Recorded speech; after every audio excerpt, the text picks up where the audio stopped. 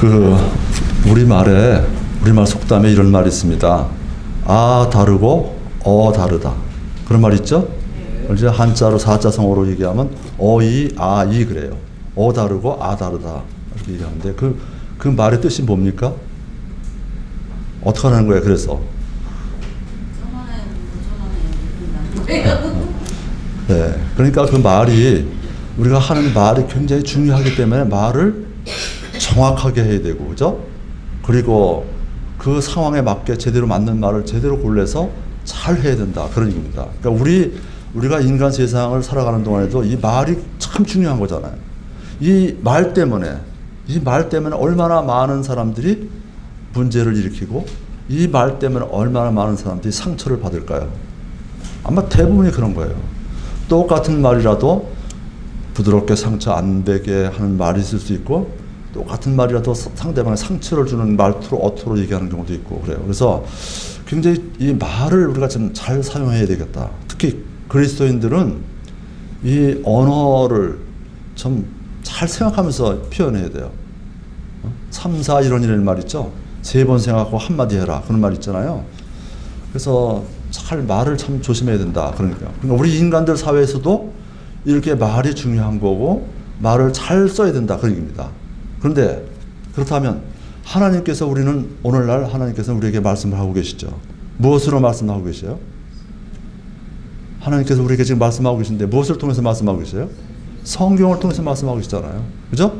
이 성경을 통해서 말씀하고 계시기 때문에 이 성경 말씀을 정확하게 보고 정확하게 읽는 습관이 굉장히 필요하다. 그런 얘기입니다. 그러니까 오늘 내가 10장을 읽어야 돼. 그리고 의무적으로 막 읽는 거 하고 한 절을 읽어도 이 말의 뜻이 무엇인가 깊이 생각하면서 읽는 거하고 다르다. 그런 얘기입니다. 우리는 그 킹제임스 성경을 써요. 그죠? 근데 이 킹제임스 성경이 얼마나 정확하고 얼마나 좋은 성경인가를 전 요즘 와서 점점 갈수록 느껴져요. 저는 이제 그 한 4년 정도 이제 보기 시작했는데 그 말이 굉장히 점점 더 느껴진다 이거예요. 그래서 오늘 이 말씀을 가지고 좀 잘 우리가 좀 공부를 해보도록 하겠습니다. 계시록 22장 18절 19절에 보면 이런 말씀이 있습니다. 22장 18절 19절에 보면 대언의 말씀에 더하면 어떻게 한다고 그랬어요? 대언의 말씀에 더하면 재앙을 더한다고 그랬죠. 성경에 없는데 거기다 말을 덧붙여가지고 팍 이렇게 왜곡하면 재앙을 더한다고 그랬어요. 또 하나 그 다음에 빼면 어떻게 한다고 그랬어요? 빼면 이 성경 말씀에서 단어를 빼버리면 어떻게 된다는 거예요? 빼면 여러 가지가 있죠? 그러면 생명책에서 그 이름을 뺀다고 되어 있잖아요.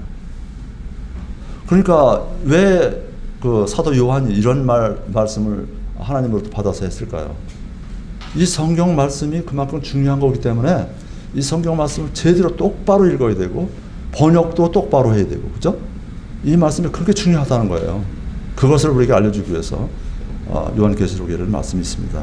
그래서 오늘은 제가 이제 몇 가지를 이 성경 속에서 좀 찾아볼까 합니다.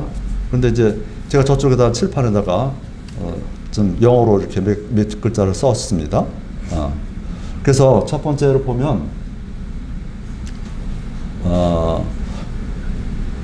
fade of 여기 나오죠. fade of Jesus Christ. 그럼 이거는 뭐냐면 예수 그리스도의 믿음, 그죠? 그 다음에 여기는 faith in Jesus Christ. 이거는 뭐냐면 예수 그리스도를 믿음. 이렇게 해석을 해요. 그러니까 이거는 예수 그리스도의 믿음. 이것은 예수 그리스도를 믿음. 그 다음 요 지저스 크라이스트, 지저스는 어떤 경우는 빼줄 수가 있어요. 그럼 뭐예요? 그냥 그리스도의 믿음. 예수 그리스도의 믿음이나 그리스도의 믿음이나 또 하나님의 아들의 믿음이나 다 같은 거잖아요. 그죠? 그럼 이렇게 표현된 게 있어요. The Son of God. Faith of the Son of God. 그러니까 하나님의 아들의 믿음. 그래서 요것을 됐어요. 요것을 왜 이게 중요한 건가? 그런 것을 이제 제가 말씀을 드릴 테니까 여러분들이 잘 좀 생각을 해보시기 바랍니다. 갈라디아서 본문 들어갑니다. 본문 2장 15절 보겠습니다. 우리는 본래 유대인이요 이방인에 속한 죄인은 아니로되. 그러니까 이 갈라디아 교회에 있는 어떤 사람들에게 이 말을 하는 거냐 하면 갈라디아 교회에 있는 유대인들, 구원받고 유대 교회에 있던 사람이 구원받고 갈라디아 교회에 들어와 있는 사람들이 문제를 일으켜요. 성경을 읽어보면 무슨 문제를 일으키냐? 우리가 아무리 구원받아도 뭐예요? 율법을 지켜야 된다는 거예요. 율법으로 돌아가서 할례도 받아야 되고, 그죠? 그런 거, 율법을 지켜야 된다. 그래가지고 자꾸 율법을 끌고 가는 그런 것 때문에 갈라디아 교회가 굉장히 혼란이 온 거죠. 그래서 사도 바울이 그 갈라디아 교인들을 향해서 이런 말을 이제 하는 거예요. 우리는 본래 유대인이요 이방인에 속한 죄인이 아니로되. 유대인이 볼 때는, 유대인들이 봤을 때는 이방인을 어떻게 봤어요? 이 당시 예수님 당시에 유대인이 봤을 때 이방인들을 어떻게 취급했어요? 개처럼 취급했어요. 죄인이다 이거, 죄인. 하나님을 모르는 죄인이다 그랬어요. 그래서 이 말이 그 말이에요. 우리는 본래 유대인이요 이방인에 속한 죄인은 아니로되. 그렇습니다. 그 다음에 사람이 율법의 행위로 의롭게 되지 아니하고 오직 예수 그리스도의 믿음. 예수 그리스도의 믿음 그러니까 faith of Jesus Christ에 해당되는 거죠. 영어 역본을 보면 그렇게 되어 있습니다. 예수 그리스도의 믿음으로 되는 줄 알므로 우리도 예수 그리스도를 믿었나니 이것은 우리가 율법의 행위가 아니라 그리스도의 믿음으로 의롭게 되고자 함이라. 율법의 행위로는 어떤 육체도 의롭게 될 수 없느니라. 그랬습니다. 그러면 죄인이 첫 번째 제가 질문을 여러분에게 오늘 4가지 질문이 있는데 첫 번째 질문을 먼저 드립니다. 첫 번째, 죄인이 의롭게 되는 것은 그리스도의 믿음인가? 그리스도를 믿음인가? 이런 제목을 딱 여러분에게 지금 질문을 합니다. 자, 그럼 보세요. 예수 그리스도의 믿음이라는 말은 뭐냐면 예수 그리스도가 하나님을 절대로 아주 철저하게 신뢰했기 때문에 하나님께 자기 자신을 모든 걸 다 맡겼다는 거예요. 그러니까 하나님의 뜻이 뭐야? 하나님이 이 죄인들을 구원하는 거잖아요. 하나님의 뜻이 사랑을 베풀어서 이 죽어가는 이 많은 이 인간들을 구원하는 건데 그게 하나님의 뜻이잖아요. 그 하나님의 뜻에 예수 그리스도가 그 자신도 하나님이잖아요. 삼위일체 하나님이시잖아요. 근데 그 동등됨을 여기지 않고 낮아져가지고 겸손하게 인간의 몸을 입고 와서 하나님의 뜻을 이루기 위해서 죽기까지 순종했다. 그게 바로 뭐냐? 예수 그리스도의 믿음이에요. 그러니까 우리가 구원받는 거는 여러분 생각하면 예수 그리스도를 믿어서 구원받는다 라고 생각을 많이 하죠. 그러면 한번 생각을 해보세요. 이 말씀에서 한번 좀 우리가 좀 알아보자고요. 그러니까 하나님의 뜻에 순종했다. 예수 그리스도가. 그죠? 하나님의 뜻에 순종했다. 그 다음에 하나님과 동등됨을 취하지 않고 낮아지고 겸손해서 겸손을 베풀어서 그 다음에 십자가에 죽기까지 충성하셨다. 그러니까 예수 그리스도의 믿음이 뭐냐면 순종과 충성이죠. 순종과 충성이에요. 순종과 충성이다. 그런 얘기입니다. 하나님의 뜻에 순종과 충성한 사람은 이 세상에서 예수 그리스도가 가장 이게 최고다. 그런 얘기죠. 인간들은 모두 죄인이지만 예수 그리스도는 죄가 없는 몸으로 이 땅에 오셨잖아요. 죄가 전혀 없잖아요. 그러니까 모든 옛날에 양을 잡아서 또는 염소를 잡아서 소를 잡아서 이렇게 대제사장이 1년에 한 번씩 그 이스라엘 죄 있는 사람들을 위해서 제사를 드리잖아요. 그죠? 그때 드리는 그 양, 제물도 흠이 없어야 되는 거예요. 그죠? 흠이 없다는 건 죄가 없다는 거예요. 동물은 죄가 없지만 하여튼 흠집이 있는 건 아닌 거예요, 다. 그런데 예수 그리스도가 그렇게 해서 이 땅에 오셔서 하나님의 뜻을 이루기 위해서 순종하고 충성하셨다. 그러니까 하나님께서 누굴 보셨냐? 그 예수 그리스도의 믿음을 보시고 우리를 용서해 주셨다. 전 인류를 용서해 주셨다. 그 얘기입니다. 자칫 잘못하면 이게 좀 문제가 있을 수 있어요. 보세요. 이거 이제 그 신약 성경은 어느 나라 말로 되어 있어요? 헬라어죠. 그리스어로 되어 있죠. 코인의 그리스어라고 되어 있어. 시장에서 많은 사람들이 쓰는 그 일반적인 아주 쉬운 언어로 되어 있잖아요. 근데 그리스에 보면은 이 부분을 어떻게 보냐면 예수 그리스도의 믿음, 예수 그리스도 믿음을 어떻게 표현하냐면 피스토스, 크리스토스라고 되어 있어요. 피스토스, 크리스토스. 그럼 이거 피스토스는 믿음이고 크리스토스는 그리스도고, 그죠? 그리스도 믿음 이렇게 돼 있어요.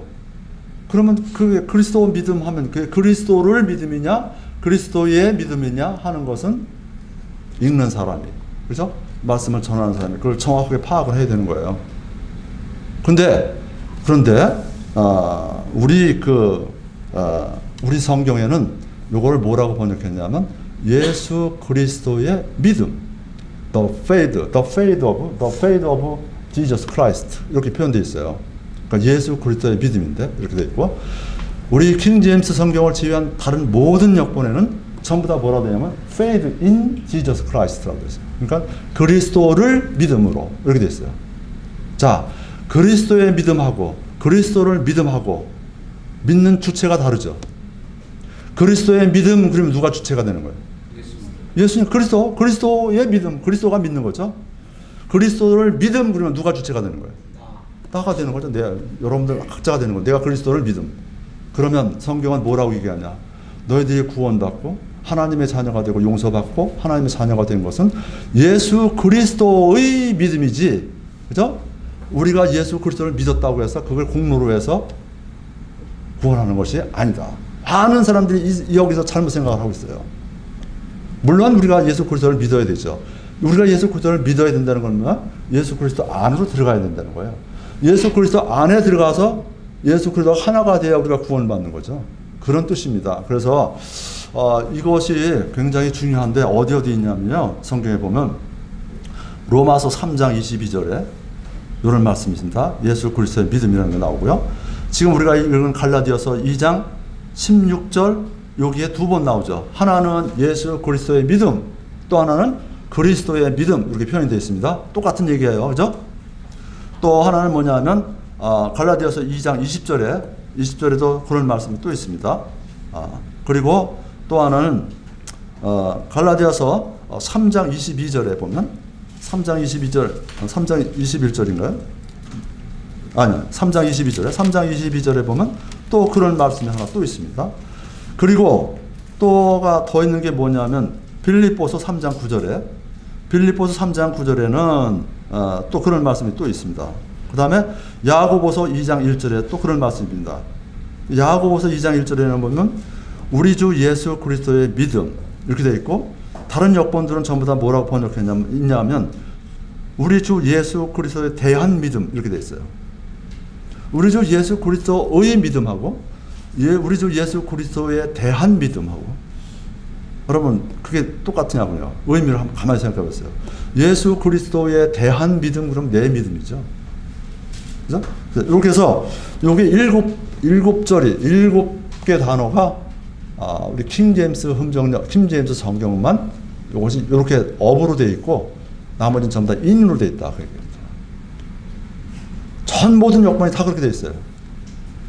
근데 제가 어제 딴 걸 또 찾아보니까 킹 제임스 킹 제임스 KGB 그 영어판을 같이 사용하는 그 교회가 번역한 번역본을 보는데 거기에 예수 그리스도의 믿음이라고 되어 있지 않고 또 예수 그리스도를 믿음이라고 또 이렇게 킹 제임스 성경을 번역한 거를 그대로 또 그렇게 번역한 것도 있어요.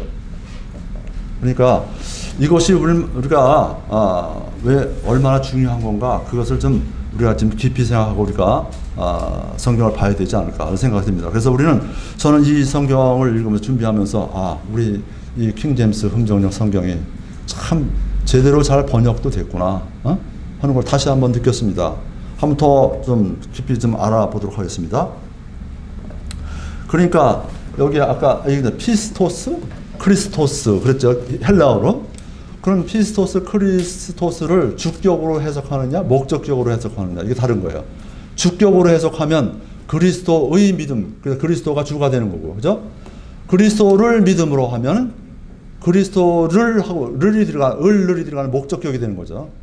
그러니까 그건 내가 믿는 사람이 주가 되는 거예요. 그러니까 어떤 꼴이 되냐면 그럼 내 믿음의 공로로 천국에 간 것처럼 된다 이거예요. 해석이 잘못되면 그렇죠? 이거 가지고 해석을 잘못하는 사람들이 많아요, 굉장히. 이거 뜻을 헷갈리는 부분이 많은데 우리 성경이 이걸 굉장히 잘 이렇게 표현하고 있어요. 이 주장을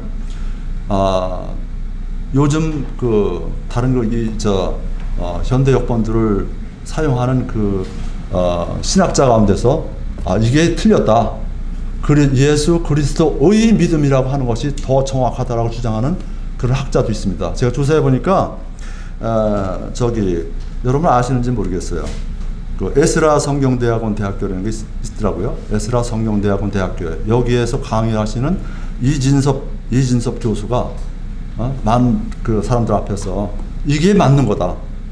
The faith of Jesus Christ 오브로 해석하는 것이 문맥에 딱 맞는 거고 이게 정확한 거다라고 주장을 했어요. 이분도. 그래서 많은 사람들이 이게 지금 다른 번역이 잘못됐구나 하는 것을 깨어있는 사람들은 많이 알고 있어요.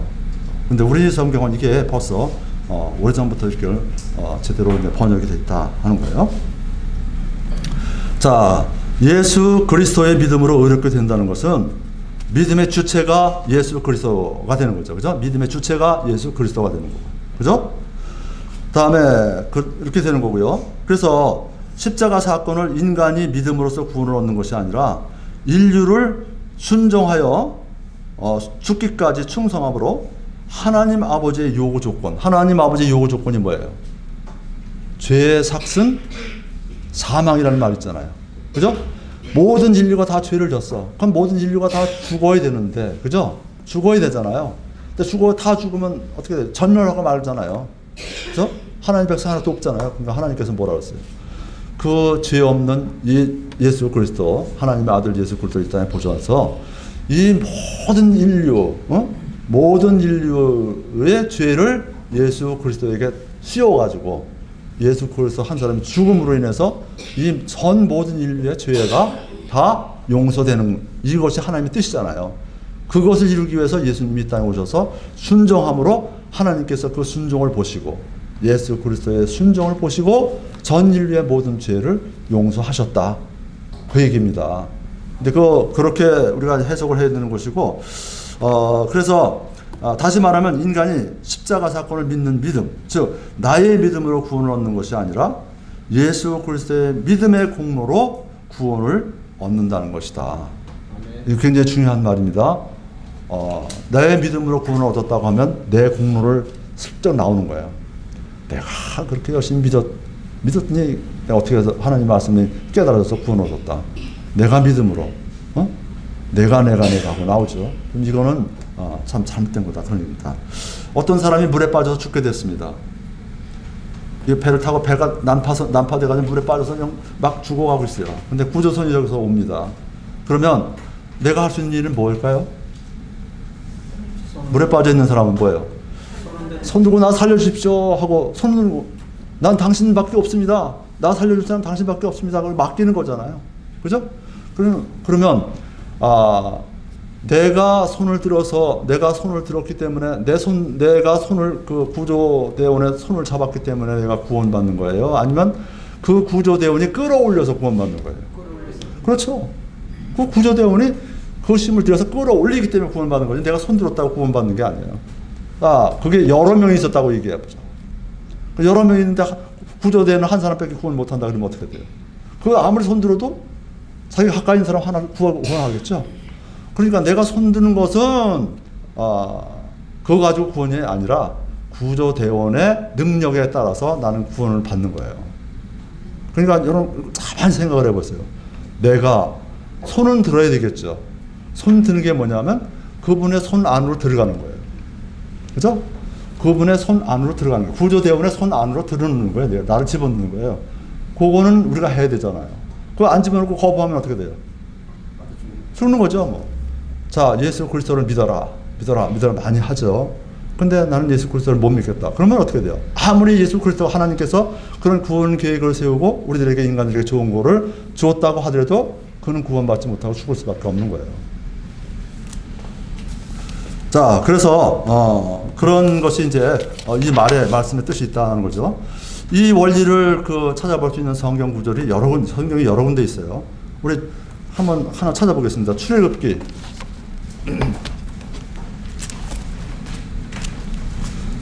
12장입니다.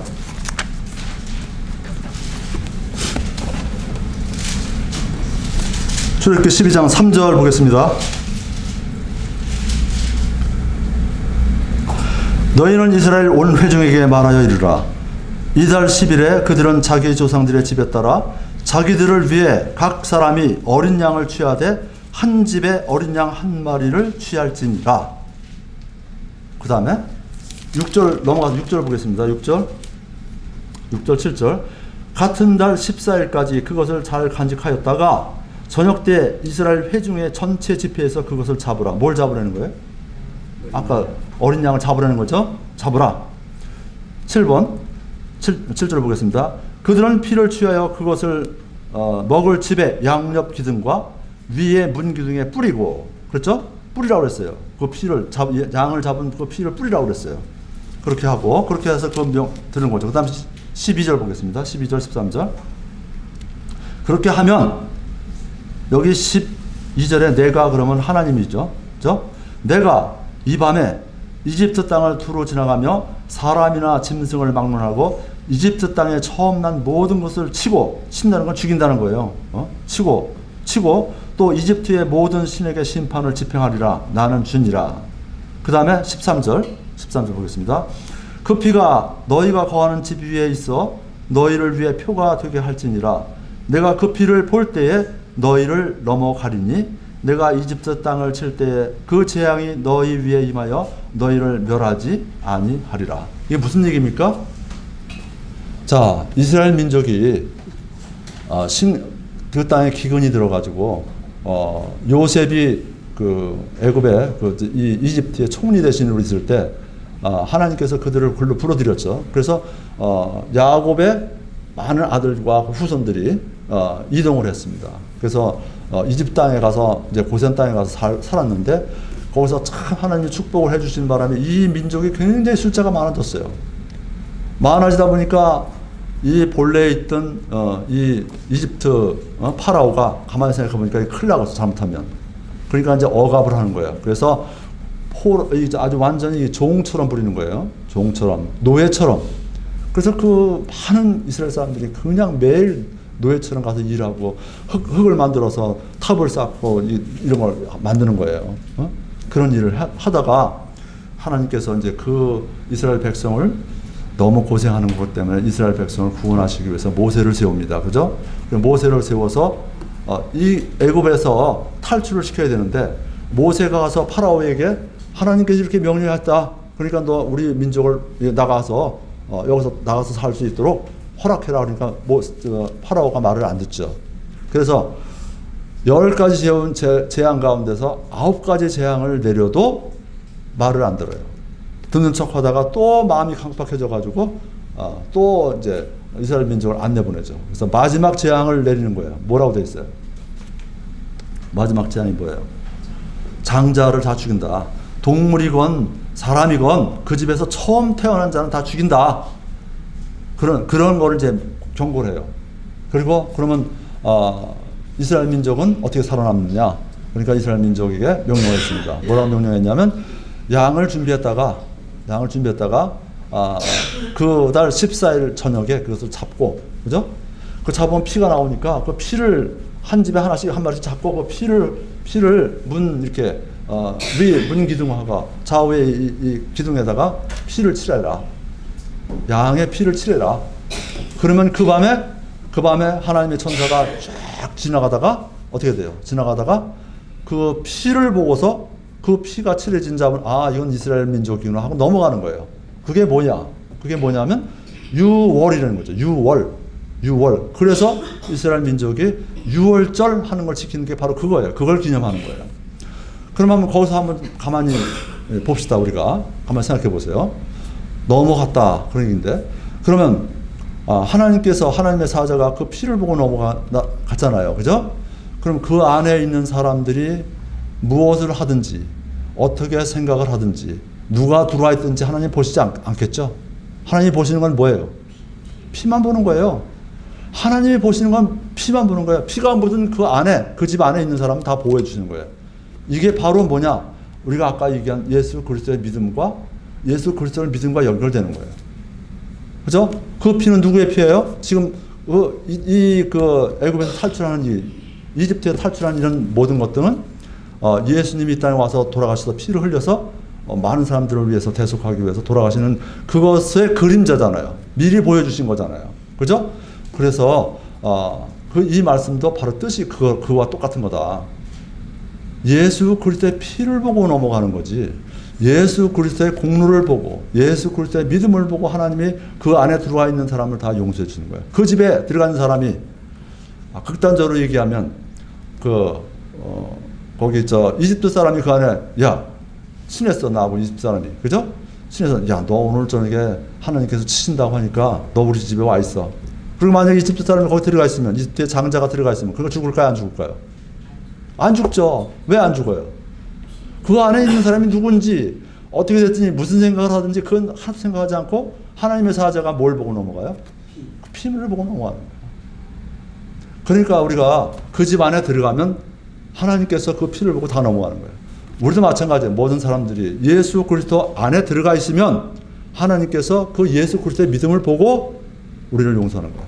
우리 많은 사람들이 이 안에 내가 집이라고 하면 내 문 안에 예수 그리스도의 피가 있는가 없는가, 예수 그리스도의 피에 대한 믿음이 있는가 없는가, 그것을 하나님이 보시는 거예요. 그럼 난 그냥 넘어가요. 내가 그리스도 안에 있는 거와 똑같은 거잖아요. 그 집 안에 있는 것처럼. 그게 넘어간다 그 얘기입니다. 자, 이것이 굉장히 중요한 얘기죠. 그래서 하나님께서 이집트의 파라오에게서 이스라엘 백성을 구하는 장면이잖아요. 하나님께서 무엇을 보고 죽음의 재앙을 내리지 않고 넘어가셨나요?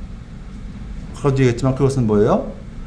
그것은 그 집 양옆 기둥과 그 다음에 문 기둥, 양옆 기둥과 문 기둥, 문 좌우 인방과 설주 이런 나오죠. 우리 개역 성경에는 그 문이 이렇게 있으면 문 양옆에 있는 기둥 있잖아요. 그 위에 있는 기둥이 있잖아요. 거기다가 피를 이렇게 바르는 거죠. 그 집은 넘어간다 그 얘기죠. 그래서 이와 마찬가지로 하나님께서도 우리들의 믿음을 보시고 우리들을 의롭다고 구원하시는 것이 아니라 예수 그리스도의 믿음을 보시고 그리스도 안에 있는 사람을 의롭다고 구원하시는 거다. 요거를 여러분들이 꼭 기억해 주시면 참 신앙생활에 도움이 될 겁니다. 그러면 어떻게 생각이 돼요? 점점 더 그리스도가 고맙게 느껴지고, 그죠? 죽을 수밖에 없는 죄인이 내 그 안에 들어가니까 살았다 하는 그런 하나님에 대한 감격이 더 크게 나올 거예요. 하나님의 은혜가 더 크게 느껴질 거예요. 또 창세기 19장 29절에 보면 이런 말씀이 있습니다. 한번 찾아보세요. 창세기 19장 29절. 하나님께서 그 평야의 도시들을 멸하실 때, 곧 롯이 거하던 도시들을 엎어 멸하실 때, 하나님께서 아브라함을 기억하사 그 엎으시는 가운데 롯을 내보내셨더라. 이게 어디에 나오는 말이에요? 어떤 사건에서 나오는 얘기죠? 소돔과 고모라가, 그죠? 소돔과 고모라 성이 하나님이 보실 때 너무나 악한 그런 도시잖아요. 그죠? 그래서 이 소돔과 고모라를 완전히 쓸어버리겠다고 하나님께서 약속을 하셨어요. 그리고 유황불을 내려서 다 쓸어버리잖아요. 그런데 그 안에 있던 롯을 구해냈죠. 그죠? 롯은 살려냈잖아요. 빨리 나가라고 나갔잖아요. 왜 롯을 살려줬어요? 그 말씀에서 한번 찾아보세요. 창세기 19장 29절에 끝부분에 하나님께서 아브라함을 기억하사, 그죠? 그 엎으시는 가운데 롯을 내보내셨더라. 누구 때문에 살아난 거예요? 아브라함 때문에 살아난 거죠. 자, 성경에서 우리 그림자로 보여주는 인물들이 많아요.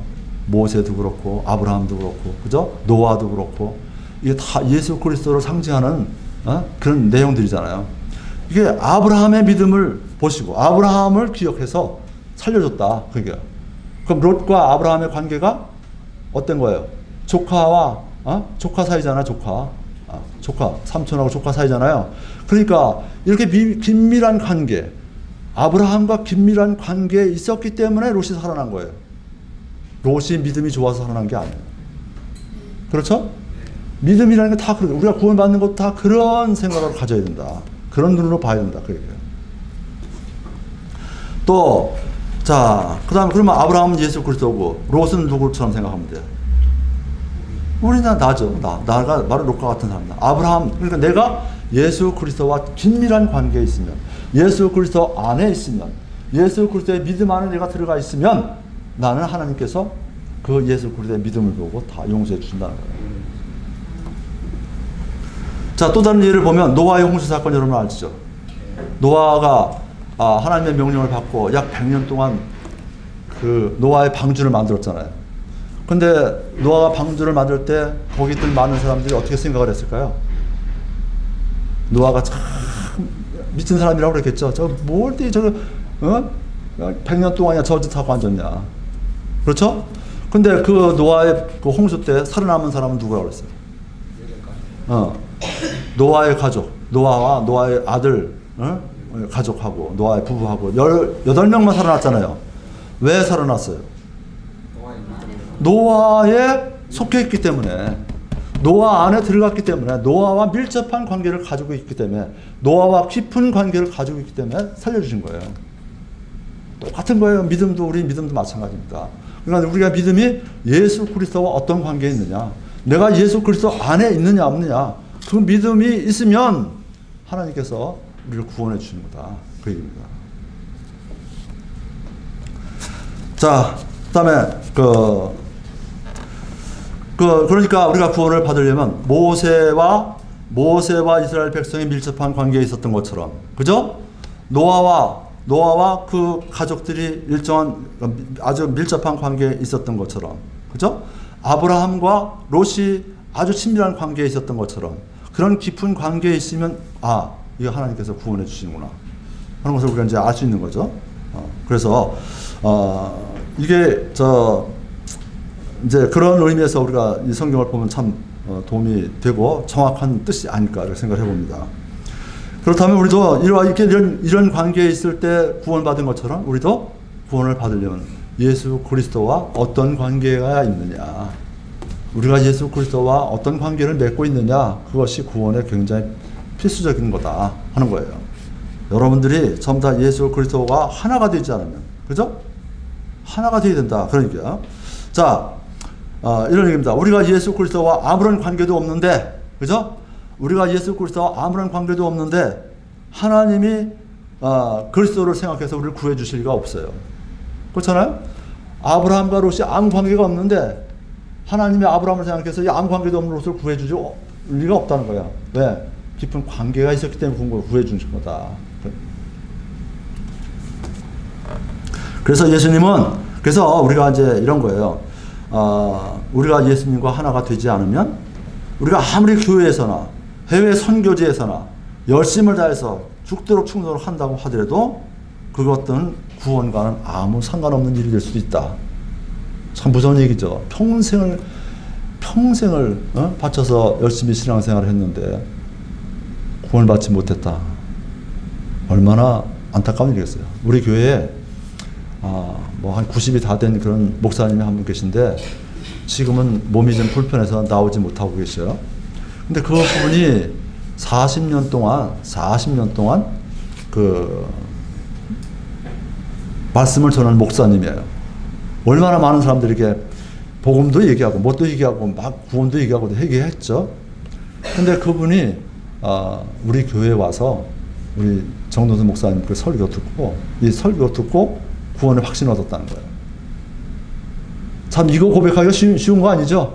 목사가 40년 동안 그렇게 목회 생활을 했는데 구원받지 못했다. 그리고 너무 부끄럽다 고백하는 걸 봤어요. 그러니까 우리가 아무리 열심히 믿고 오랫동안 이렇게 신앙생활을 한다고 하더라도 예수 그리스도와 밀접한 관계가 안 되면, 예수 그리스도 안에 들어가 있지 않으면 우리는 구원받는 게 아니다. 그건 주님과 하나가 된 게 아니다. 그런 얘기입니다. 요한복음 17장 20절 보겠습니다.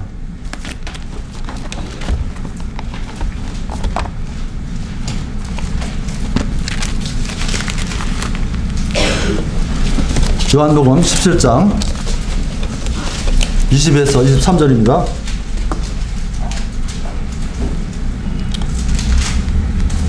내가 이 사람들만을 위해 기도하지 아니하고 그들의 말로 인하여 나를 믿을 자들을 위해서도 기도하오니 이것은 그들이 다 하나가 되게 하려 함이니이다.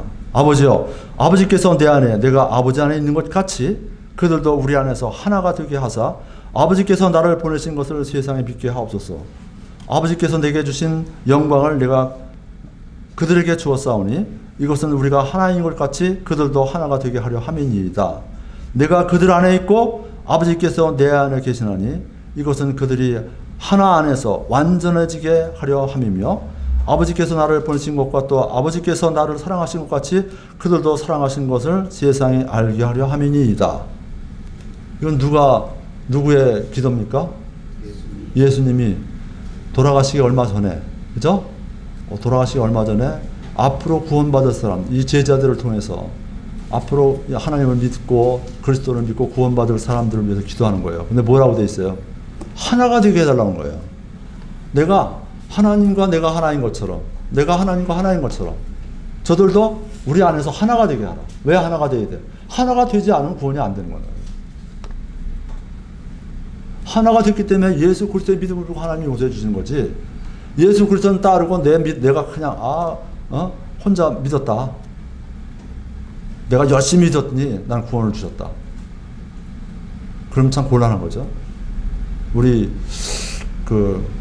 얼마 전에 우리 교회에서 연령대별 모임이 있었어요. 어느 분이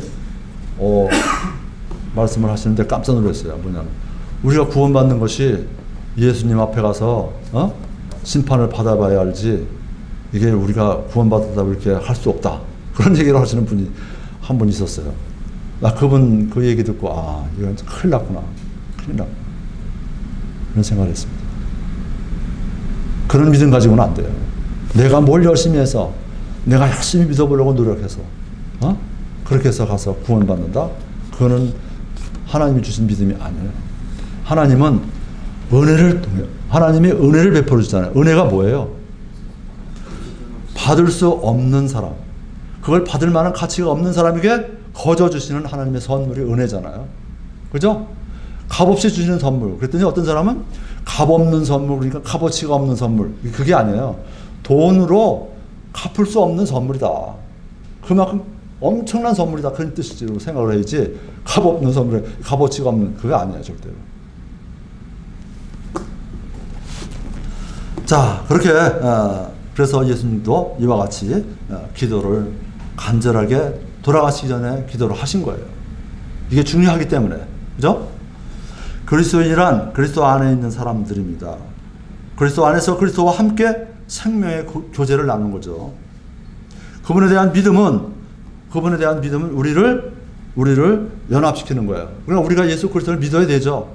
그러니까 믿는 건 뭐냐? 내가 믿으면 그리스도와 연합이 되는 거예요. 믿음은 연합이 되고 하나가 되는 거예요.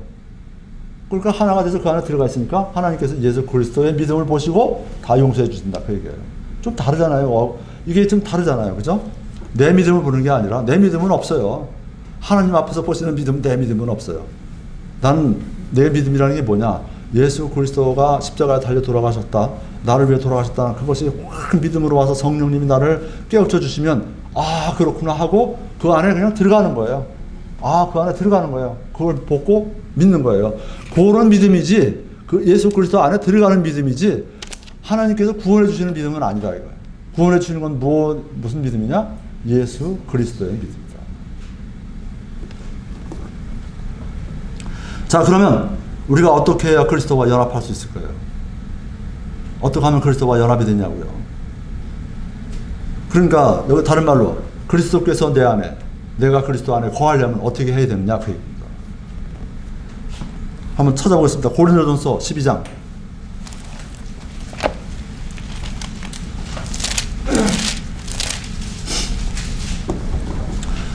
고린도전서 12장 13절 보겠습니다. 우리가 유대인이나 이방이나 매인자나 자유로운 자나 모두 한 성령에 의해 침례를 받아 한 몸 안으로 들어왔으며 모두가 마시게 되어 한 성령 안으로 들어왔느니라 그랬죠. 뭘 통해서? 그렇죠. 성령에 의해 침례를 받아 한 몸 안으로 들어갔다는 거예요. 여러분, 여러분 성령 침례 받는다는 얘기 들어봤죠? 성령 침례는 우리가 살아가는 동안에 몇 번 받아야 돼요? 딱 한 번이죠. 그 성령 침례 받는 게 뭐예요? 구원 받는 거예요. 거듭나는 거라고요.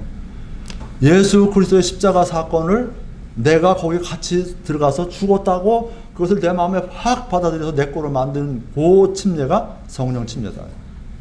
그것을 그렇게 전달을 해도 그걸 믿지 못하고 그럴 리가 없어라고 안 믿는 사람이 있어요. 그건 왜 그래요? 그건 성령님의 역사가 그 아직까지도 그 사람의 마음을 녹이지 못한 거예요. 마음에 열지 못했기 때문에 성령님이 문 밖에서만 두드리고 계시지 들어가지 못한 거예요. 야, 그렇구나. 저 얘기를 들을 때 우리가 말로만 듣고 예수가 뭐 십자가상에서 우리를 위해 돌아가셨다고 하는데 들어보니까 정말 그렇구나. 이 성경에 사시는 것이 정말 그렇고 다 믿어지는데 예수님께서 성경 우리를 모든 죄를 대속해 주시기 위해서 십자가상에 돌아가셨구나.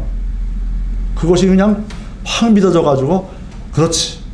나도 거기 들어가서 같이 죽었구나. 예수님께서는 신께서는 시간 개념이 있어요, 없어요? 없어요. 우리는 2000년 전이나 2000년 뒤 앞으로 뭐 몇천 년 이런 시간 개념이 있지만 예수님께서는 시간과 공간을 초월하시는 분이에요. 과거와 현재와 미래가 다 동시 현재예요. 하나님께서는. 그러니까 2000년 전에 십자가상에서 돌아가신 그 예수님의 피는 하나님이 볼 땐 지금 돌아가신 것과 똑같이 본다니까.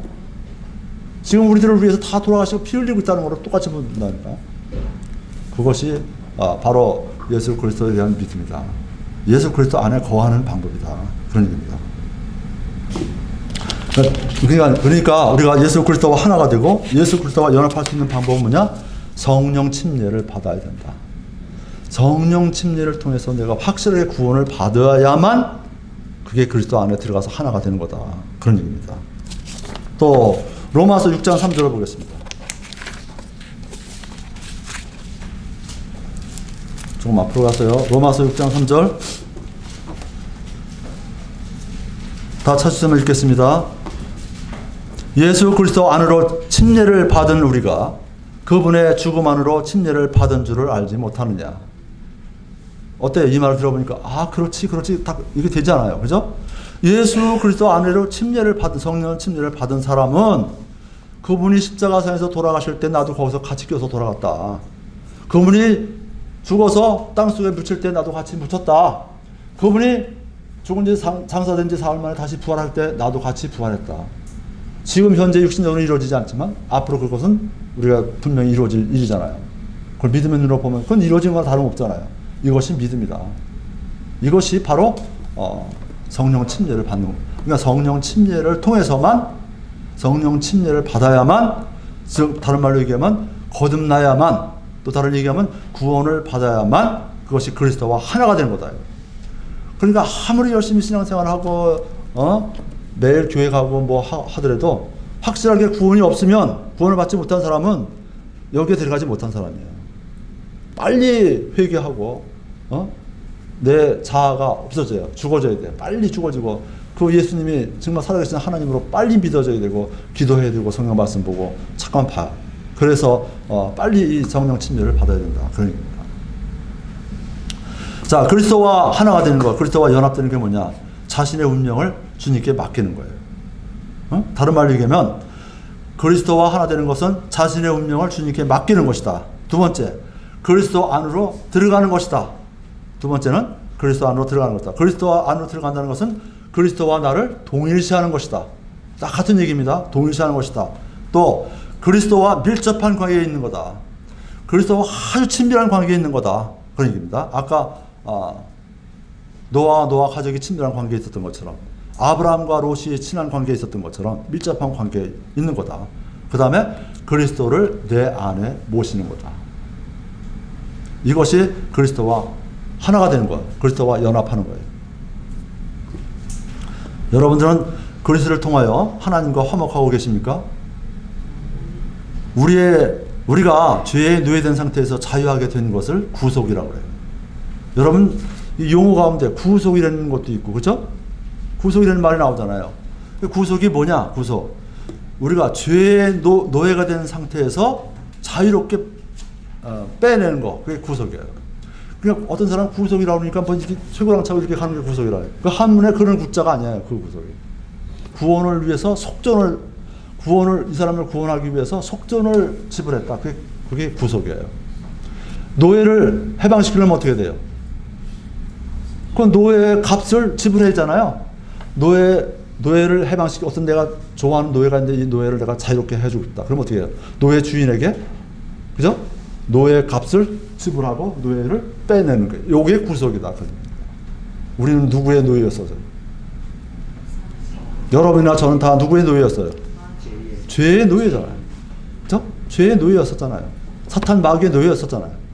사탄 마귀의 노예에서 우리를 끄집어내기 위해서 속전을 치렀는데 그 속전이 뭐예요? 예수 그리스도의 십자가에서 흘린 피다. 이게 구원이야. 이거를 확실하게 내 것으로 만든 사람은 그게 그리스도와 하나가 된 거예요. 그 다음에 또 하나는 아까 구속은 그런 거예요. 그러니까 죄에 노예된 상태에서 우리를 자유하게 된 것은 구속이라고 하고요. 나의 죄를 져서 하나님이 지금 진노하셨죠.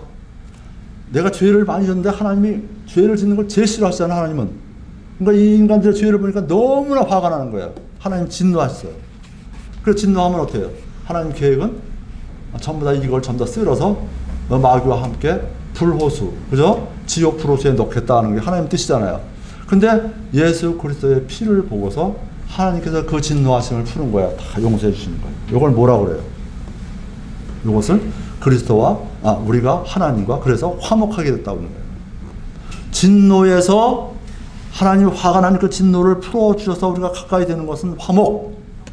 죄에 노예된 상태에서 우리를 끌어내기 위해서 속전을 지불하고 끌어내는 것은 구속.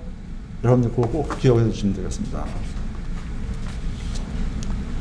자, 그래서 이 구속과 화목은 저와 여러분의 공로가 하나도 없어요. 여러분의 공로 거의 없어요. 전혀 없는 거예요. 100% 완전하게 전적으로 다 하나님의 은혜입니다. 본문 다시 넘어가겠습니다. 본문 갈라디아서 2장 17절 보겠습니다.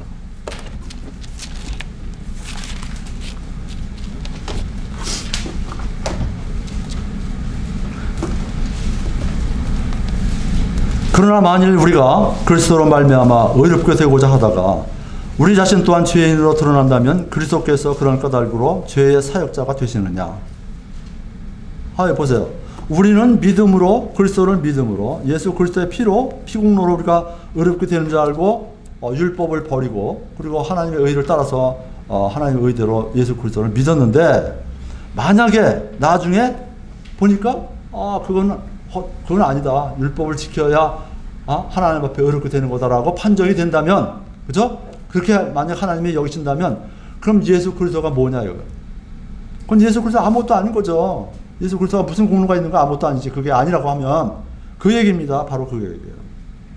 11절은 바로 그런 거예요. 그리스도께서 그런 까닭으로 죄의 사역자가 됐냐. 오히려 죄 짓는 사역자가 된 거죠. 그럼 죄를 많이 짓게 만드는 거죠. 왜?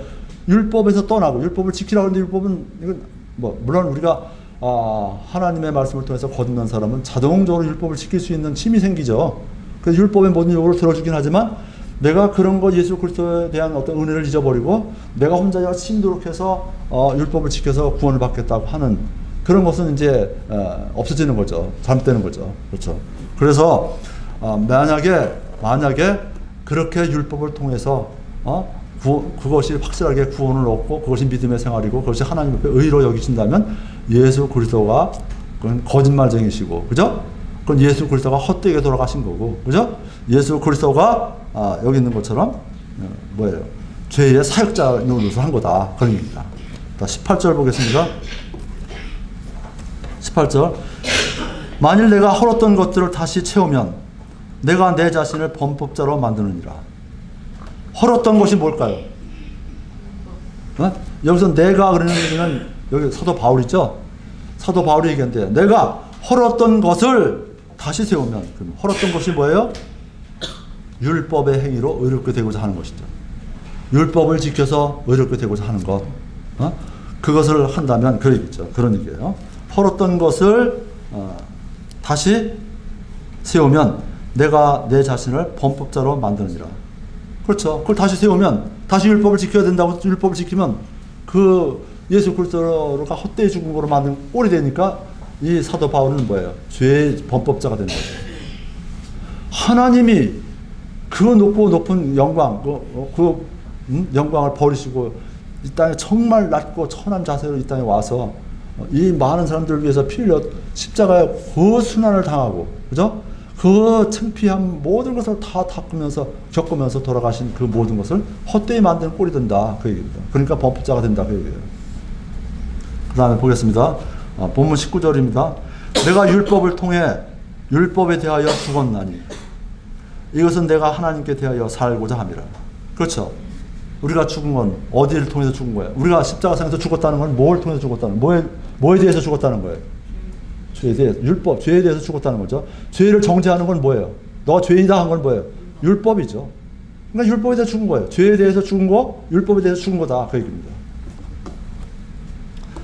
자, 그래서 그것은 이제 그렇게 죽었는데 왜 죽었느냐?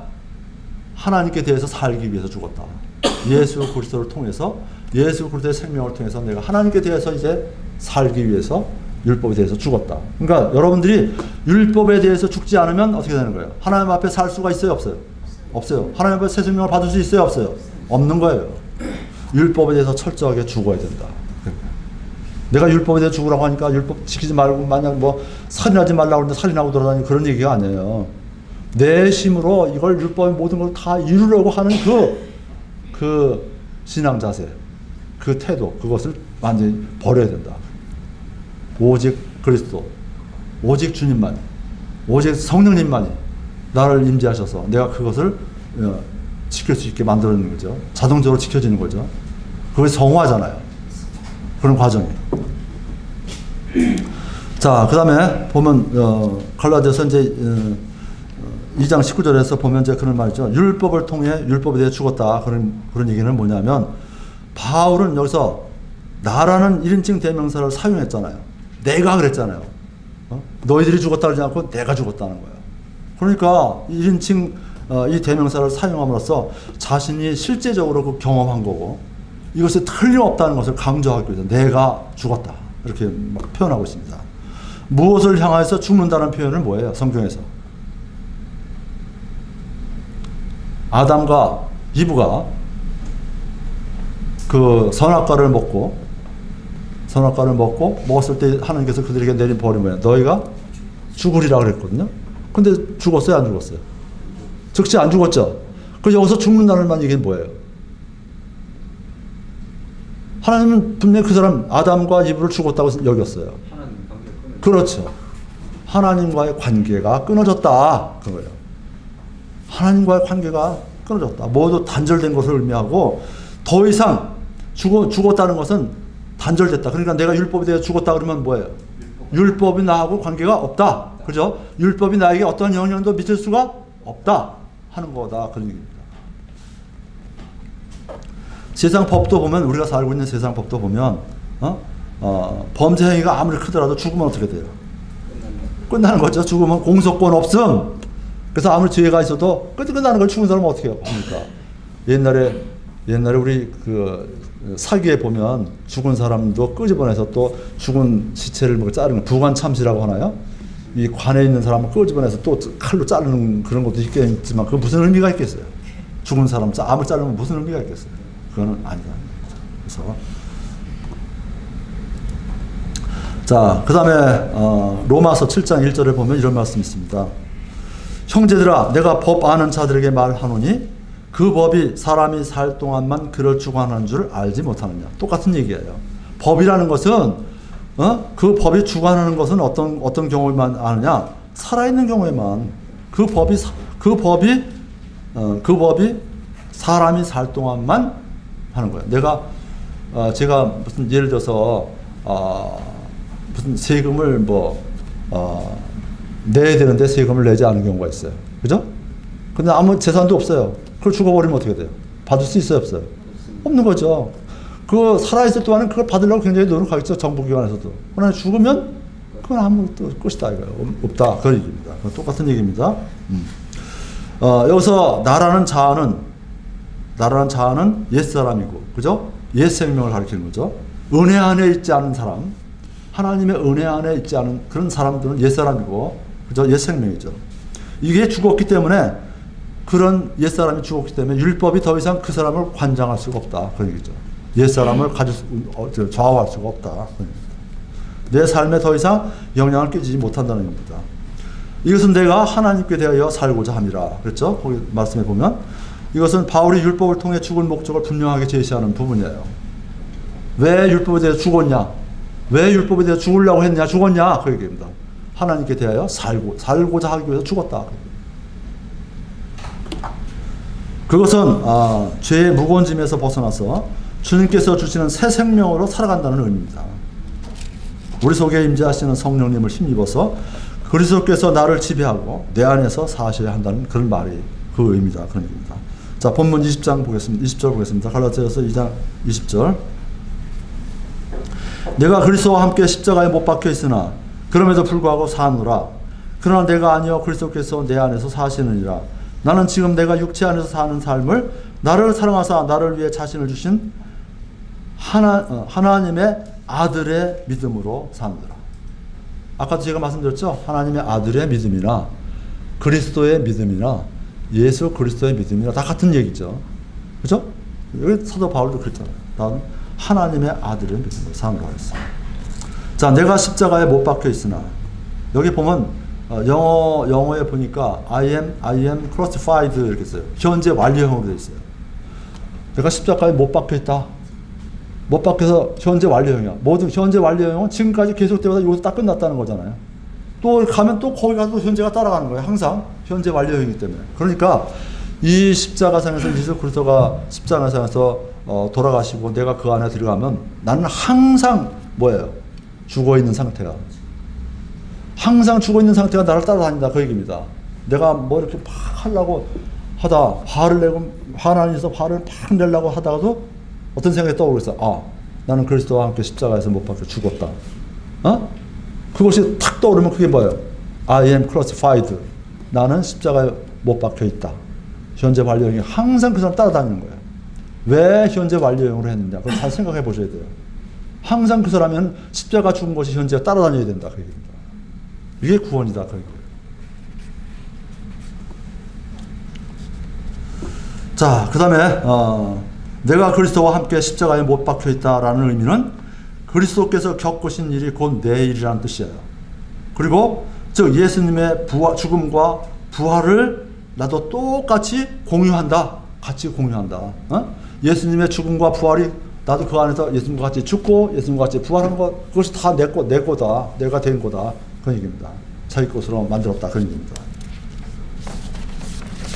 자, 그 다음에 우리가 구원받았다는 것은 그분이 죽으실 때 나도 같이 죽었다는 것이고 그분이 부활하실 때 나도 같이 부활했다는 것입니다. 그러나 우리는 이 같은 사실을 종종 잊어버리고 우리는 그리스도와 함께 부활했다는 걸 참 고맙게 생각하고 좋아하죠. 근데 항상 우리는 그리스도와 함께 죽었다는 것을 잊어버려요. 그죠? 한번 보세요, 여러분.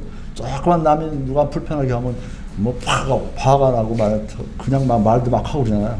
근데 이것을 늘 기억하면서 내가 그리스도와 함께 십자가에 못 박혀 있다라는 것을 항상 마음속에 기억하고 그거를 되돌리면서 그리스도의 믿음을 찾는 것, 이것이 바로 성화다 이거죠. 성화. 그래서 우리는 교회 생활 여러분들이 여기 많지는 않지만 이런 분들이 이 교회를 정말 제대로 된 하나님의 교회를 만들고자 할 때는 항상 나는 그리스도와 함께 십자가에 못 박혀 있다 하는 그 I am crucified가 항상 생활 속에서 뒤따라 다녀야 된다. 그런 얘기입니다. 우리가 예수 그리스도를 뭐라고 불러요? 주님 그러죠. 그러면 주님, 예수 그리스도를 주님 그러면 우리는 뭐라는 뜻이요? 주종 관계잖아요. 주님이면 종이죠. 종은 뭐 하는 거예요? 종은 주인이 명령하는 대로 그대로 지키는 게 종이잖아요. 그렇죠? 그게 이제 종이다. 그런 얘기죠. 그런데 우리는 이걸 종종 잊어버리고 많이 이제 우리가 주인 노릇을 하려고 해요. 그것이 이제 우리의 문제다. 그런 얘기입니다. 그래서 종은 종답게, 그죠? 종답게 주인이 시키는 대로 일을 해야 하는데 우리는 종종 우리의 죽은 자아가 살아나면서 자기 육신의 요구대로 주장하고 살아가는 경우를 많이 볼 수가 있다. 그런 겁니다. 자, 그 다음에 세 번째 보겠습니다. 그리스도와 함께 십자가에 못 박혔다. 세 번째 질문입니다, 여러분. 그리스도와 함께 십자가에 못 박혔다라는 것의 의미가, 성경적인 의미가 뭐냐? 이렇게 얘기하면 여러분 어떻게 대답하시겠습니까? 내가 그리스도와 함께 십자가에 못 박혔다. 그럼 뭐예요? 자, 갈라디아서 5장 24절 보세요.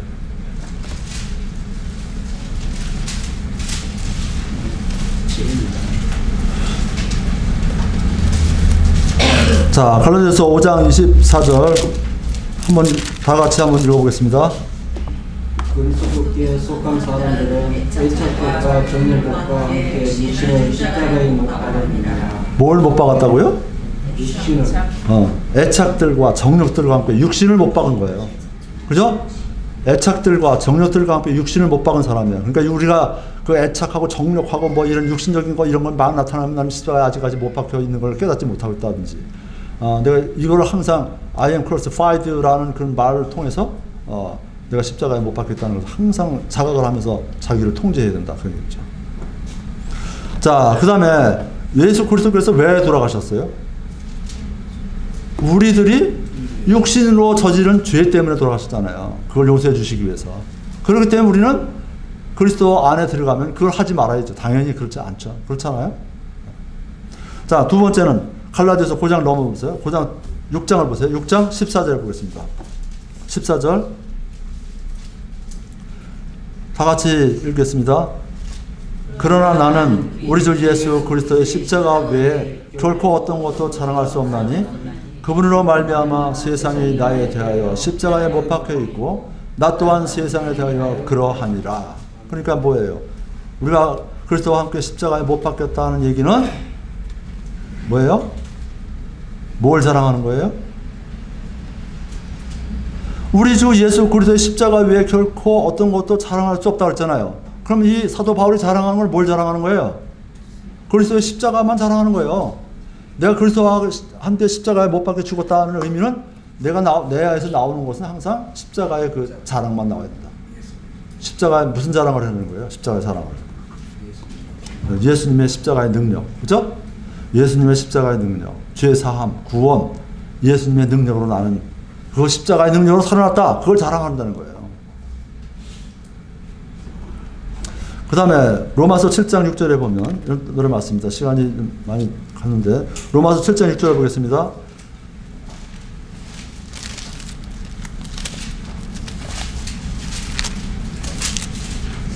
다 찾으시면 같이 읽겠습니다.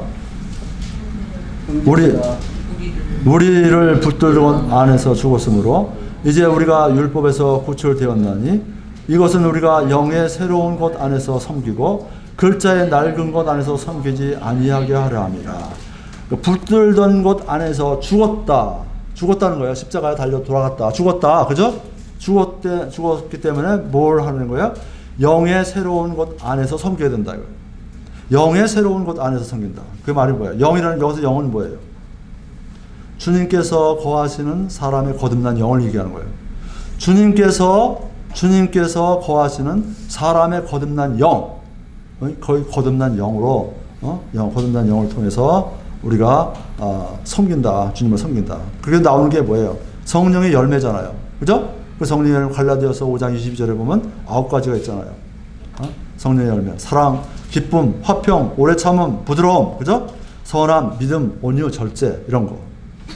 하여튼 성령으로 말미암아 의의 열매를 맺는 것. 이것이 영의 새로운 곳 안에서 섬기는 거다. 그 다음에 네 번째는 로마서 앞으로 넘어가서 6장 6절을 보겠습니다.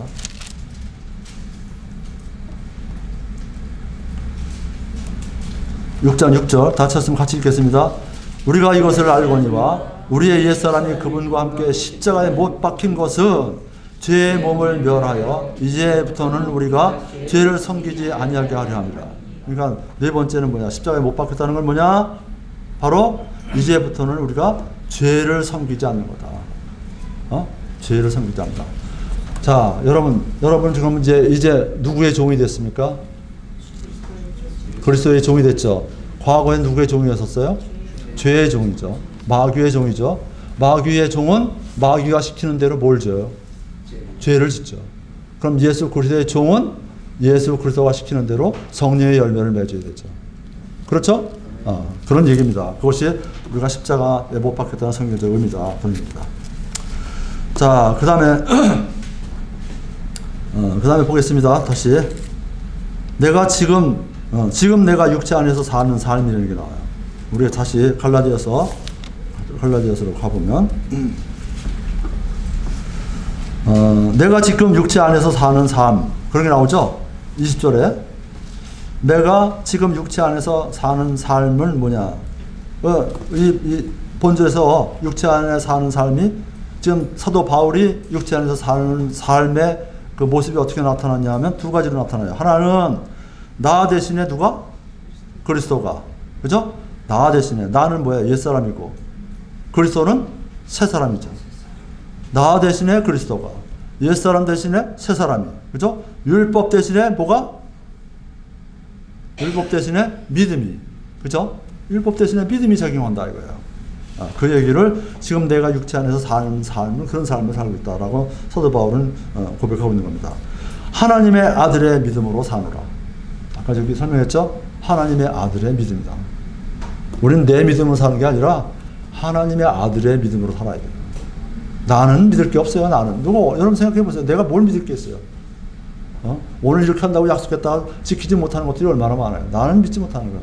성경은 사람 다 거짓말쟁이라고 했잖아요. 나를 포함한 거죠. 사람은 그렇게 생각해요. 나는 포함하죠. 다른 사람은 다 거짓말쟁이라고 생각해요. 그게 아니죠. 나도 포함해서 다 거짓말쟁이. 나는 믿지 못하는 거예요. 그래서 그리스도 안의 삶은 믿음 안에서 사는 거예요. 이는 과거의 율법을 지켜서 행함으로 의롭게 되려고 애썼던 삶을 그리고 나의 자아를 내세우는 삶과는 판약에 다른 것이다 라고 볼 수가 있습니다. 자, 그 다음에 예수님께서는 내 말이 너희 안에 이렇게 라고 말씀하셨습니다. 내 말이 너희 안에 거하면 그런 말을 했잖아요. 아까 요한복음에서 요한복음 15장 7절에 그렇게 말했잖아요. 내 말이 너희 안에 거하면 이렇게 말씀했는데 바울은 여기에 뭐라고 했어요? 아들의 믿음으로 산다고 했죠. 예수님은 내 말이 너희 안에 거하면 이렇게 했는데 사도 바울은 아들의 믿음으로 산다고 했어요. 그 말이 무슨 뜻이에요? 내 말이 너희 안에 거하면 그러면 뭐가 거한다는 거예요? 지금 현재 우리가 예수님이 우리 안에 거하려면 뭐가 우리 안에 있어야 돼요? 성경 말씀이죠. 그러니까 예수님이 우리 안에 거하는 말씀이 우리 안에 거하는 거고, 그죠? 우리가 그 믿음 안에 산다고 할 때는 우리가 아들의 믿음으로 산다고 할 때는 뭐가 존재하는 거예요? 그러면 믿음으로 내 안에 있는 그 말씀을 따른다는 거죠. 믿음으로 내 안에 들어와 있는 그 말씀을 믿음으로 따른다. 이것이 바로 아들의 믿음으로 산다는 거예요. 하나님의 아들의 믿음으로 산다. 하나님의 은혜는 사도 바울은 그리스도께서 십자가에 죽으신 것과 자신이 그 죽으심과 부활에 참여하게 된 이 아주 신비로운 연합 사건을 하나님의 은혜로 묘사하고 있어요. 그죠? 은혜는 받을 만한 가치가 없는 사람에게 하나님께서 값없이 주시는 선물을 은혜라고 얘기합니다. 하나님께서 아들을 십자가에서 죽게 하신 것과 우리로 아들을 믿게 하신 것은 전적으로 하나님의 은혜입니다. 자, 그 다음에 이제 마지막 보겠습니다. 21절. 내가 하나님의 은혜를 헛되게 하지 아니하는, 하나님의 은혜를 설명했고요. 헛되지 아니하노니 만일 내가 율법으로 말미암아 온다면 그리스도께서 헛되이 죽으셨느니라. 그렇죠? 만일 우리가 율법을 지켜서 하나님의 의를 얻는다고 하면 그럼 예수님이 뭐가 있다고 와서 돌아가셨어요? 그 고난을 당하고 그 수치를 당해서 왜 돌아가셨냐고요? 아무 의미가 없는 거죠. 그러니까 내가 하나님의 은혜, 예수 그리스도를 믿지 않고 율법을 지켜서 의롭게 되려고 하는 사람은 하나님 보실 때 어떤 사람이에요? 아주 죄인 중에 죄인이죠. 내 아들을 내가 가장 이는 내 사랑하는 아들이라고 하나님 말씀하셨잖아요. 내 사랑하는 그 아들을 낡고 천한 이 땅에 인간의 몸을 입고 이 땅에 보내서 대신 십자가 산에서 피 흘려 돌아가시게 하는 그 위대한 사건을 뭐로 여기는 거예요? 휴지 조각으로 여기는 거잖아요. 아무것도 아니다 그건. 그 말뿐이지. 그거 아니 나는 율법을 지켜야 된다. 그 얘기입니다. 자, 그 다음에 보겠습니다. 그래서 이건 근데 배신행위예요. 우리가 신앙생활을 하면서 이렇게 생각하는 삶은 그건 배신행위예요. 하나님을 배신하는 거예요. 하나님의 베푼 은혜를 우습게 여기는 거예요. 그래서 우리는 하나님의 은혜를 통해서 예수 그리스도의 그 믿음을 통해서 하나님의 아들을 믿는 믿음을 통해서 우리가 항상 신앙생활을 해야 돼요. 오늘 우리는 나는 지금 하나님의 아들을 믿는 나는 지금 하나님의 아들의 믿음으로 사노라 라는 제목으로 성경 말씀을 상고해 봤습니다. 우리가 하나님 앞에 의롭다함을 받는 것은 전적으로 뭐라고요? 그리스도의 믿음. 그죠? 그리스도의 믿음 공로이다. 그 공로를 힘입어 우리가 의롭다함을 받으려면 내가 누구 안으로 들어가야 된다고요? 그 예수 그리스도 안에서 예수 그리스도 안으로 들어가야 된다. 그럼 예수 그리스도 안으로 들어가는 방법이 뭐라고 했어요 아까? 그리스도 안으로 들어가려면 뭘 해야 된다고요? 침례, 성령 침례를 받아야 된다 그랬죠. 성령 침례가 구원을 받아야 된다. 그죠? 그래서 성령 침례를 통해서 그분과 연합하고 하나가 되어야 합니다. 내가 그리스도와 함께 십자가에 못 박혔다는 것은 우리의 육신을 십자가에 못 박은 것이고, 그죠? 그리고 십자가만 자랑하는 것이고, 아까 네 가지 얘기했죠? 십자가만 자랑하는 것이고, 그 다음에 성령님의 인도하심에 따라 영이 새로운 것 안에서 열매를 맺는 삶이 되어야 된다. 그 얘기입니다. 그래서 그리고 죄를 섬기지 않는 거라고 했어요. 내가 그리스도와 하나 돼서 그분의 믿음으로 산다면 그 누가 나를 멸망시킬 수 있겠습니까? 내가 그리스도와 하나가 되어 그분의 믿음으로 산다면 내게 무엇이 부족하겠습니까? 내가 그리스도와 하나 돼서 그분의 믿음으로 산다면 세상에서 늘 승리하면서 그리고 내 영혼 속에 늘 기쁨과 은혜와 감사의 샘을 가지고 있는 셈입니다. 감사가 넘치는 샘물을 가지고 있는 셈입니다. 아무쪼록 오늘 말씀을 깊이 상고하고 저와 여러분이 항상 그리스도와 함께 그분의 믿음으로 사느라는 그런 고백을 신앙 고백 속에서 무한한 축복을 누리면서 늘 승리하는 신앙생활이 될 수 있기를 주님의 이름으로 간절히 축원합니다. 제가 끝내면서 제가 한 가지만 더 말씀드립니다. 뭐냐면 명언을 찾아봤더니 명언 두 가지가 참 마음에 와닿는 명언이 있습니다. 하나는 토마스 아 캠피스라는 사람이 있어요. 토마스 아 캠피스라는 사람 1400년대에 살았던 사람인데요. 이분이 그리스도를 본받아라는 책을 지은 사람이에요. 그 사람이 뭐라고 얘기했냐면 이렇게 얘기했어요. 모든 일은 십자가 위에 있다. 매일 십자가에서 죽지 않고는 생명과 평화를 얻을 다른 수단은 없다. 그렇게 얘기했습니다. 자, 우리는 매일 모든 일은 신앙생활을 제대로 하려면 우리는 모든 일은 십자가 위에 있는 거예요. 그래서 매일 십자가상에서 죽지 않고는 생명과 평화를 얻을 다른 수단이 없다. 신앙생활을 다른 좋은 방법으로 하면 편하게 했으면 좋겠는데 그게 안 된다 이거예요. 신앙생활은 항상 그리스도와 함께 십자가에 못 박혀 있다라는 것에서 시작되고 그것에서 끝나야 되는 거예요. 자, 마지막으로 한 가지만 더 소개하겠습니다. 오차드레는 분이 이런 말씀을 했습니다. 십자가에 못 박힌 예수를 소개하려면 여러분 소개하고 싶죠? 십자가에 못 박힌 예수를 다른 사람에게 소개해야 하잖아요. 그죠? 십자가에 못 박힌 예수를 소개하려면 십자가에 못 박힌 교회가 필요하다. 여러분 어떻게 생각하세요? 이 교회가 있는데 여기 대구 스테반 침례교회가 있습니다. 이 교회가 그리스도의 십자가상에서 못 박힌 예수 그리스도를 많은 사람들에게 소개하려면 우리 십자가에 못 박힌 교회가 있어야 된다. 여기 소속된 모든 한 사람이 정말 그리스도의 십자가 죽었다는 것이 고백이 되어야 되고 그것을 실천하는 사람이 되어야 되고 I am crucified, 나는 십자가에 못 박혀 있다라는 것을 항상 인식하면서 신앙생활을 하는 여러분이 되어야 된다. 그런 얘기입니다. 다 같이 기도하시겠습니다.